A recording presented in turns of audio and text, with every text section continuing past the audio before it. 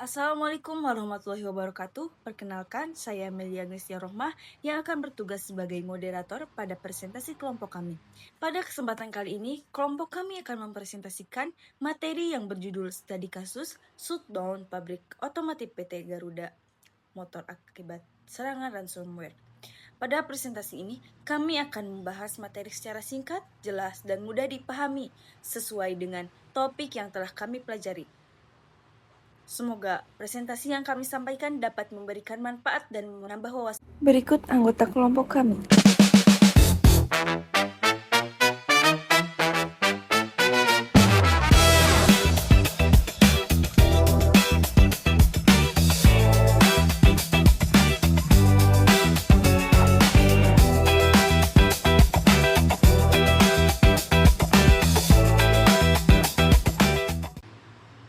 Tanpa berlama-lama lagi, mari kita mulai presentasi ini.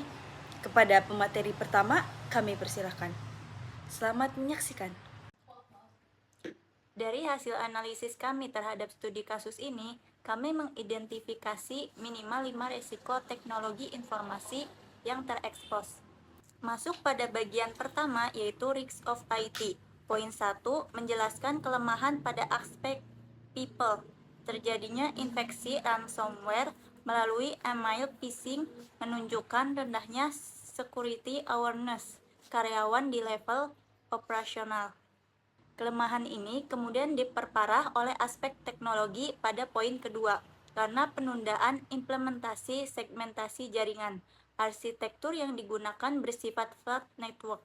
Hal ini memungkinkan malware melakukan lateral movement atau menyebar secara bebas dari jaringan kantor ke jaringan lantai produksi, hingga berhasil mencapai jam server MIS. Selanjutnya, pada poin ketiga dari sisi proses, ditemukan kegagalan dalam kapabilitas IT availability. Fakta bahwa data backup MIS telah korup selama 3 minggu tanpa terdeteksi mengindikasikan ketiadaan prosedur restoration, testing, atau pengujian berkala.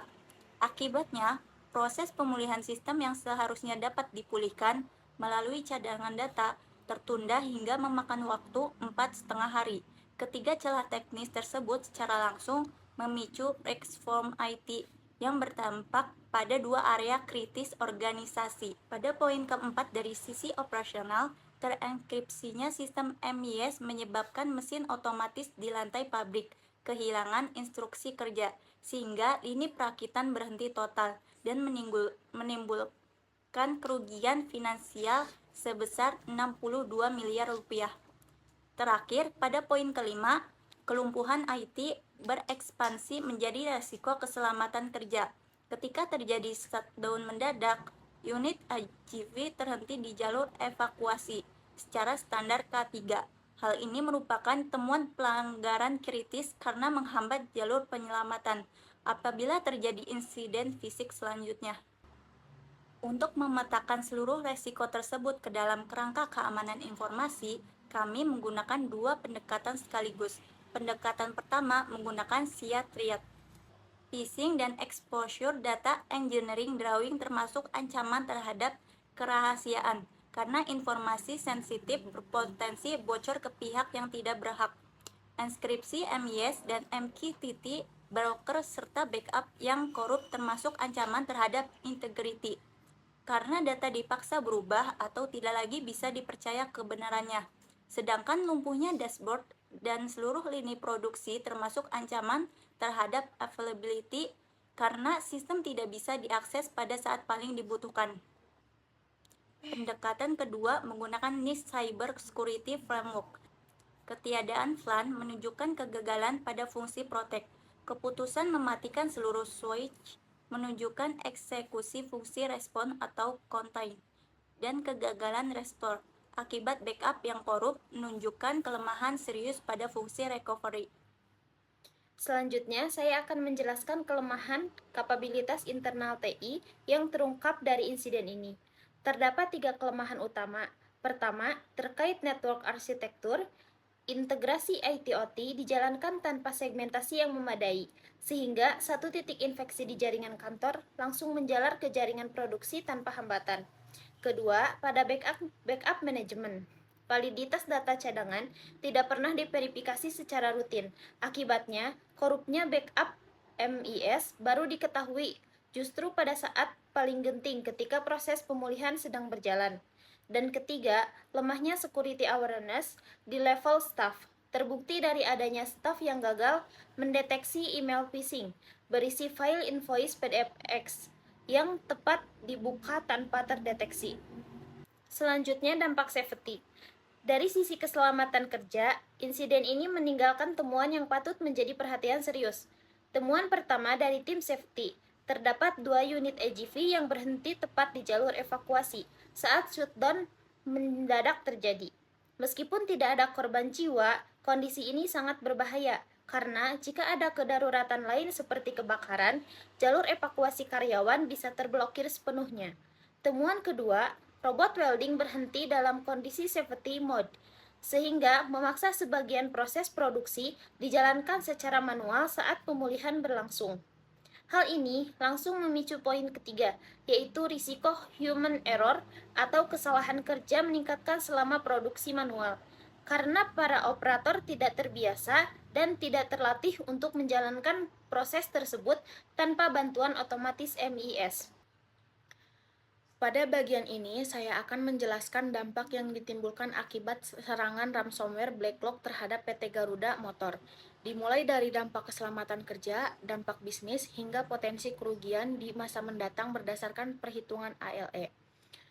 Pertama, dari sisi safety atau keselamatan kerja.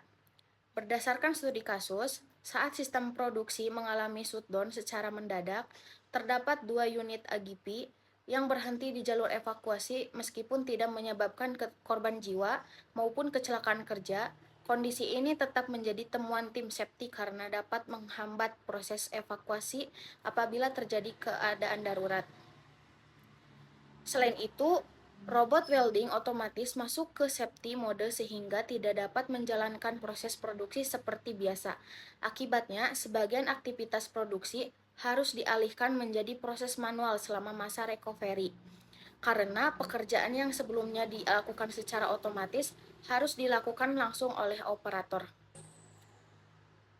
Dari kasus ini dapat disimpulkan bahwa gangguan pada sistem teknologi informasi tidak hanya berdampak pada data dan operasional, tetapi juga dapat mempengaruhi aspek keselamatan kerja di lingkungan manufaktur. Dari sisi keuangan, kerugian mencapai 62 miliar yang berasal dari keterlambatan pengiriman dan penalti dari OEM.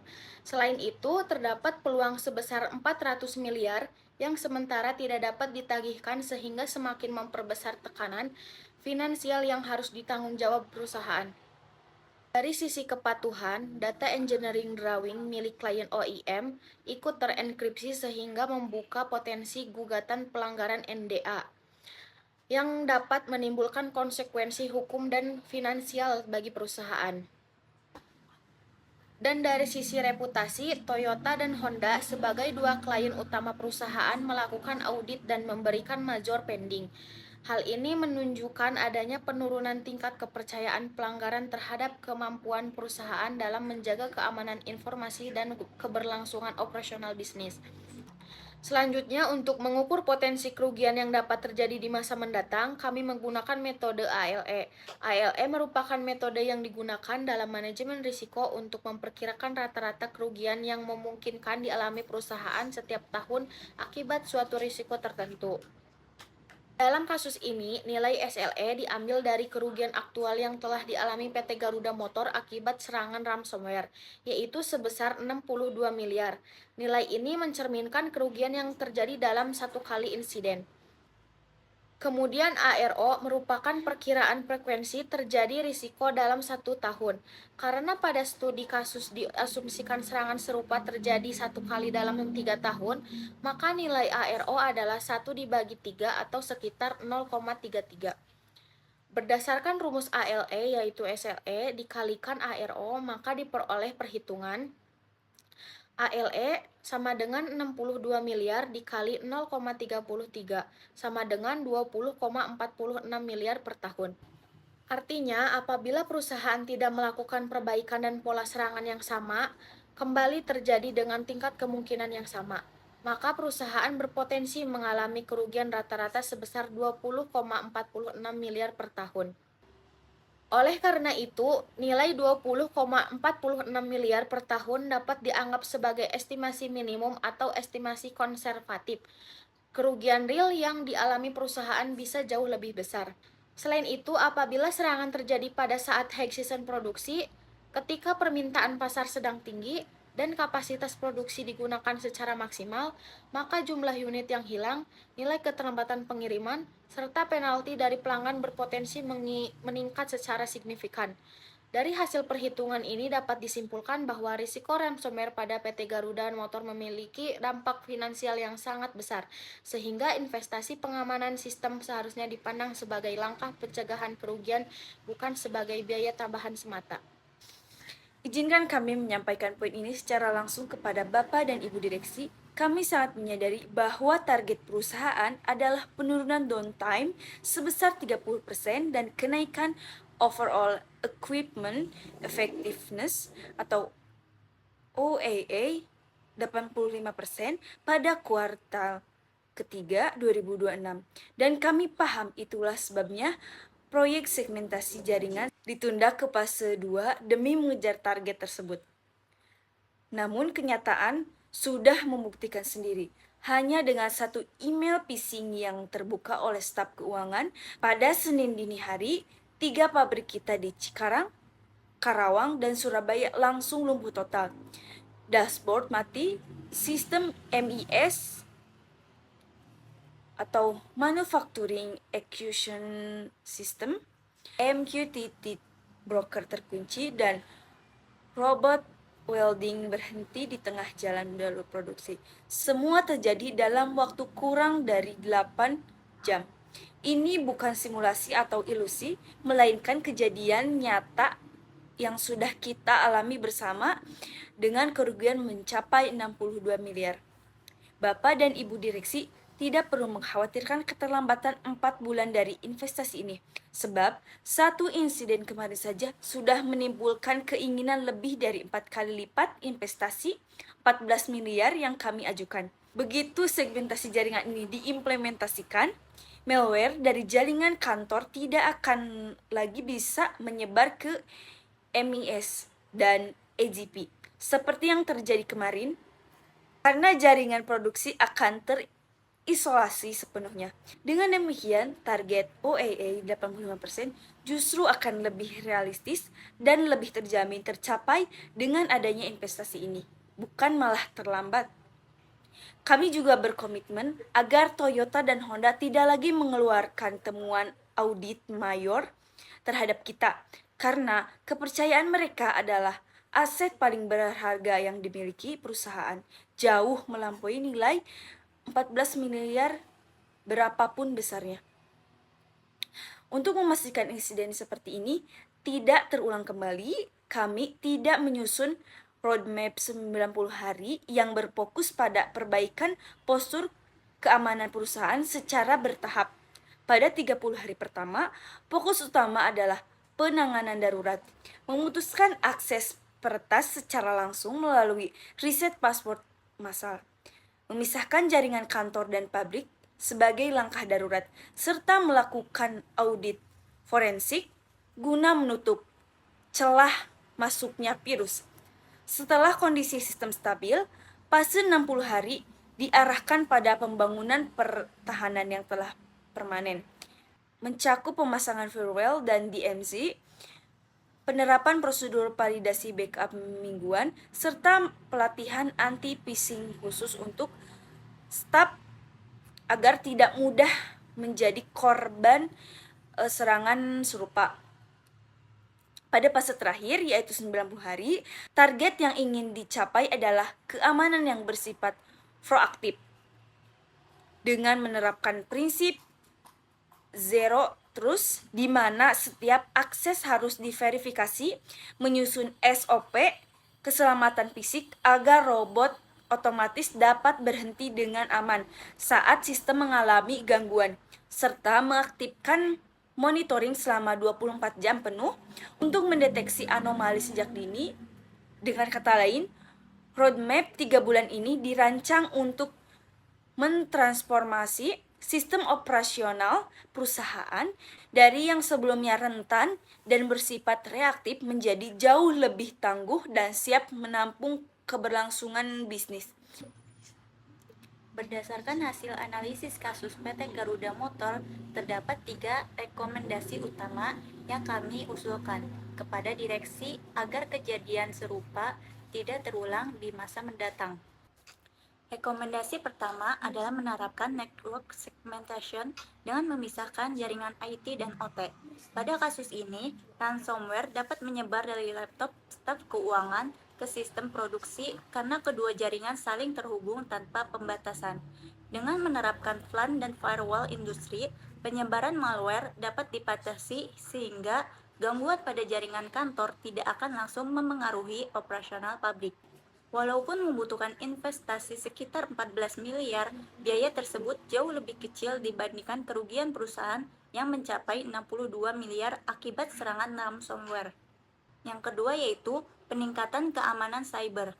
Rekomendasi kedua adalah memperkuat keamanan cyber perusahaan. Hal ini dapat dilakukan dengan menerapkan email security untuk menyaring email berbahaya, endpoint detection and response atau IDR, untuk mendeteksi aktivitas mencurigakan pada perangkat. Multifaktor authentication sebagai lapisan keamanan tambahan, serta CEM untuk memantau aktivitas jaringan secara real time. Selain itu, perusahaan juga perlu memberikan pelatihan keamanan cyber kepada seluruh karyawan agar lebih waspada terhadap serangan phishing yang menjadi penyebab awal insiden. Yang ketiga yaitu penguatan backup dan disaster recovery. Rekomendasi terakhir adalah memperkuat sistem backup dan disaster recovery plan. Pada studi kasus ini, proses pemulihan berlangsung lama karena backup server MIS ternyata sudah rusak selama 3 minggu tanpa diketahui. Oleh karena itu, perusahaan perlu menerapkan backup secara rutin dengan metode offline atau immutable backup, melakukan uji pemulihan data secara berkala, serta memiliki prosedur disaster recovery plan yang jelas. Dengan langkah tersebut, proses pemulihan sistem akan menjadi lebih cepat sehingga downtime, produksi, dan kerugian bisnis dapat diminimalkan. Dengan menerapkan ketiga rekomendasi tersebut, PT Garuda Motor dapat meningkatkan ketahanan sistem teknologi informasi, mengurangi resiko serangan cyber, menjaga kelangsungan proses produksi, serta mendukung keberhasilan implementasi program Smart Factory 2026 secara lebih aman dan berkelanjutan. Selanjutnya, saya akan menjelaskan alur data MIS yang aman setelah dilakukan perbaikan sistem keamanan pada PT Garuda Motor. Yang pertama, ERP mengirim work order. Proses dimulai dari sistem ERP SAP S4 HANA yang menerima pesan dari pelanggan. ERP kemudian membuat work order yang berisi informasi produk, jumlah produksi, dan jadwal kerja. Selanjutnya, work order dikirim ke Manufacturing Execution System atau MES melalui koneksi yang telah diamankan. Yang kedua, firewall dan jump server. Sebelum data masuk ke jaringan produksi, seluruh komunikasi harus melewati firewall dan jump server. Firewall berfungsi menyaring lalu lintas jaringan, sedangkan jump server menjadi satu-satunya jalur akses menuju jaringan OT. Dengan cara ini, malware dari jaringan kantor tidak dapat langsung masuk ke sistem produksi. Selanjutnya, MIS mengelola produksi. Setelah menerima work order, MIS mengatur seluruh proses produksi, mulai dari penjadwalan pekerjaan, pengiriman instruksi ke mesin, hingga pemantauan aktivitas produksi secara real-time. Dengan demikian, seluruh proses produksi dapat berjalan secara terkoordinasi. Yang keempat, mesin produksi beroperasi. Mesin CNC, robot welding, dan AGV menerima instruksi dari MIS untuk menjalankan proses produksi. Karena seluruh mesin berada pada jaringan OT yang telah dipisahkan dari jaringan IT, risiko penyebaran serangan cyber menjadi lebih kecil. Yang kelima, IoT sensor dan MQTT broker. Selama proses produksi berlangsung, sensor IoT mengumpulkan data seperti suhu, getaran, konsumsi daya, dan kondisi mesin. Data tersebut dikirim ke MQTT Broker, kemudian diteruskan ke MIS untuk diproses dan dipantau secara real time. Selanjutnya, historian database dan dashboard. Seluruh data produksi disimpan pada historian database sebagai riwayat operasional. Dashboard kemudian menampilkan informasi seperti jumlah produksi, nilai OII, downtime mesin, dan kondisi peralatan secara real time. Dengan mekanisme ini, manajemen dapat memantau kinerja produksi tanpa harus mengakses langsung jaringan OT, sehingga keamanan sistem tetap terjaga.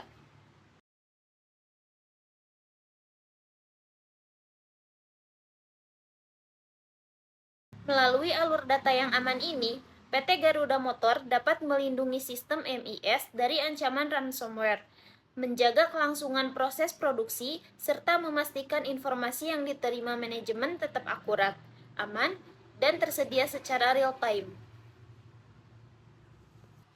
Sebagai penutup, terdapat 3 kesimpulan utama dari seluruh analisis yang telah kami paparkan hari ini. Pertama, akar permasalahan dari insiden ini adalah keputusan mengorbankan aspek keamanan demi mengejar kesempatan proyek yang terbukti menimbulkan keinginan jauh lebih besar dibandingkan biaya yang seharusnya dikeluarkan.